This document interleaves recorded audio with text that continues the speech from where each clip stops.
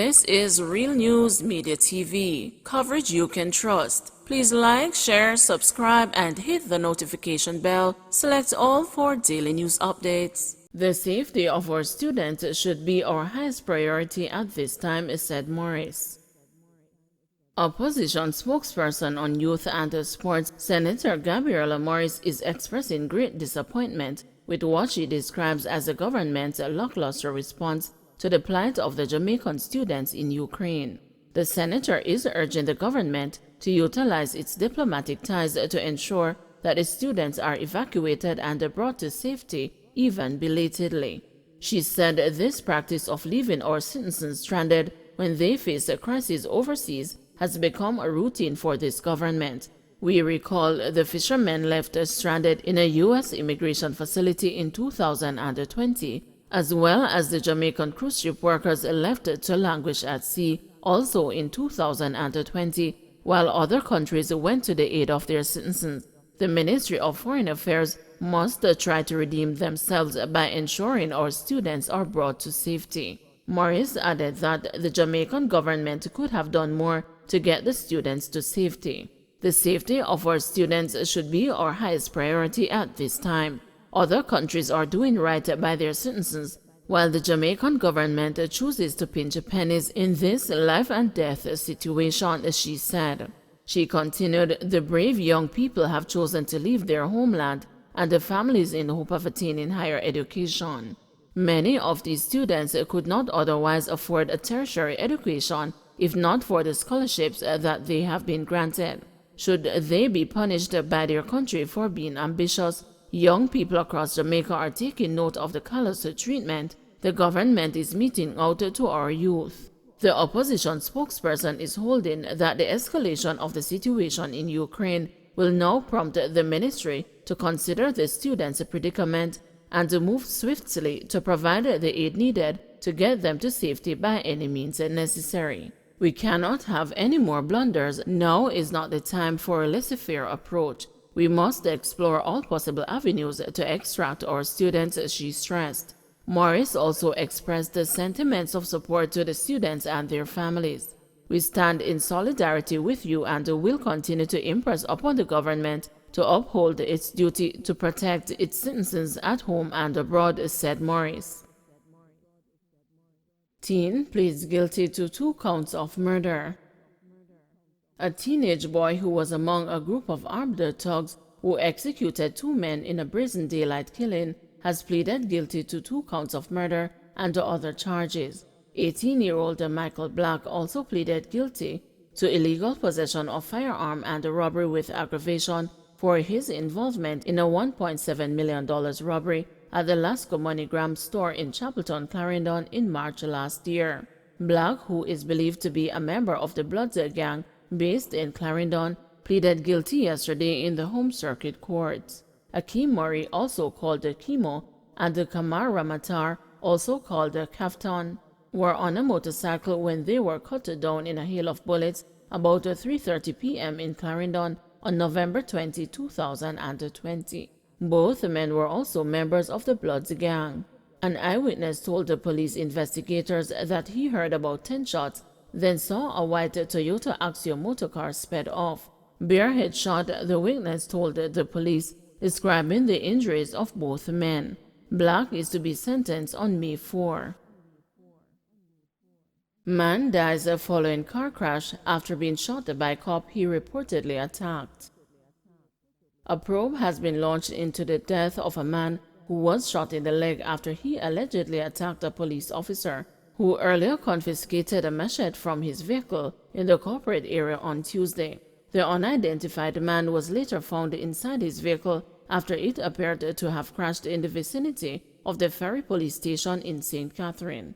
The man, who is of dark complexion, slim build, and was about 6 feet tall, was clad in a pair of camouflage jeans shorts and a white t-shirt at the time of his death. Reports reaching the news are that on Tuesday, the lawman was driving his motor vehicle along Spanish Town Road when he noticed the driver of a Nissan motorcar slapping another motorist with a machete. The officer reportedly approached the machete-wielding man, but the latter told the lawman several expletives and sped off in his vehicle. Further reports indicated that the officer made another attempt to speak with the man during a stop at a gas station on Mandela Highway. The lawman reportedly urged the man to hand over the machete and he refused, but the officer was eventually able to seize the object from inside the driver's vehicle and urged him to drive to the Hunts Bay police station. However, the motorist reportedly refused to comply and the cop drove off in his vehicle. According to reports, while the officer was driving on the roadway, the infuriated motorist drove down the vehicle, forcing the officer to stop. The enraged motorist reportedly then proceeded towards the officer with a knife, and despite several calls for the man to stop, including the firing of a warning shot from the lawman, the man failed to comply. The policeman then took evasive action and fired, hitting the man in his leg. According to reports, the wounded man subsequently ran to his vehicle and sped away from the scene. Shortly after, the police were alerted that a motor car which matched that of the wounded man crashed into a median in the vicinity of the Ferry police station. He was transported to the hospital where he was pronounced dead. The matter has since been reported to the Independent Commission of Investigations. Policeman on rape and gun charges granted $250,000 bail. 24-year-old police constable Nick Dennis, who is charged with rape and illegal possession of firearm, has been granted $250,000 bail.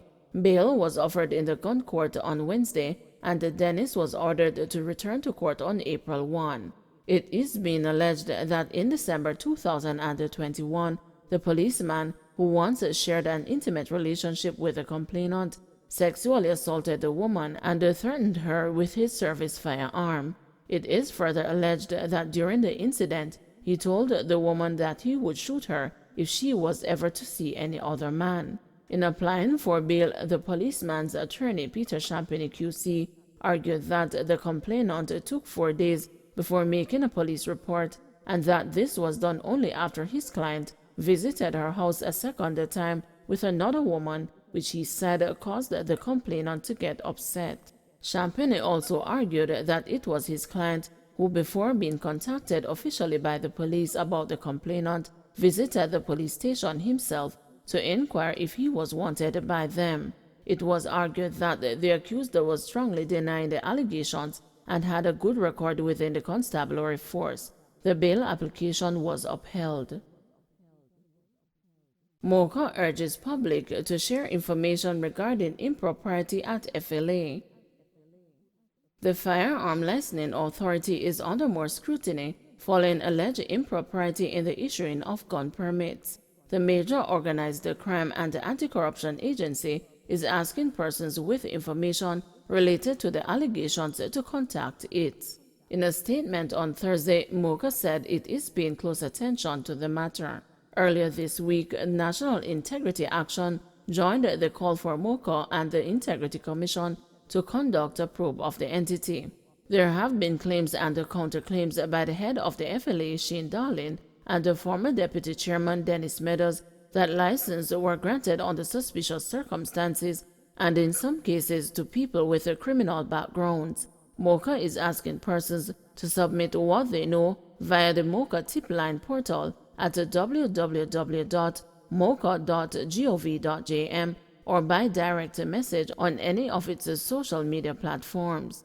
The public may also contact the agency on weekdays at 876-906-5848 or 876-754-3435. Mocha sought to assure that all communications will be treated with confidentiality. CARICOM condemns Russia's invasion of Ukraine, calls for peace. The 15-member Caribbean Community Grouping on Thursday joined the global community in strongly condemning Russia's invasion of Ukraine and called for an immediate and complete withdrawal of military forces from the Eastern European country. CARICOM, which last week urged all parties involved to act responsibly, said Moscow should cease further actions that may intensify the perilous situation in Ukraine. CARICOM also called for the parties to urgently embark on intensified diplomatic dialogue to immediately de-escalate hostilities and work towards a sustainable peace. Chief Justice calls again for special courts to facilitate gang trials. Chief Justice Brian Sykes on Thursday chided the authorities for not acting on his proposal to establish special courts to facilitate gang trials. Justice Sykes also declared that he will not have any more gang trials that could last nearly a year. He complained that the Wandon gang trial, which began last September, has stretched across 2 of the 3 court terms. Noting that the case has required significant resources, he called for legislative action to speedily establish the special courts. The Chief Justice lamented that he made the proposal 2 years ago, however no action has been taken. His call followed defense attorney Lloyd McFarlane's objection to the playing of an audio recording which did not correspond with the transcript. Mr. McFarlane said he was unable to follow the 86-page document as it was stated on a section of the transcript that the recording was inaudible. The attorney argued that he was unable to follow the conversation and identify the speaker. The Chief Justice said it was unacceptable that there was no transcript of the secretly recorded conversations among alleged members of the Wandon gang. He made the comment after the prosecution told the Home Circuit Court that it intends to play additional secret recordings without a transcript. Justice Sykes said the document is required for the proceedings to continue. He said the absence of the document was an indication that the prosecution would not complete arguments this term. Don't forget to like, share, subscribe, and hit the notification bell. Select all for daily news updates.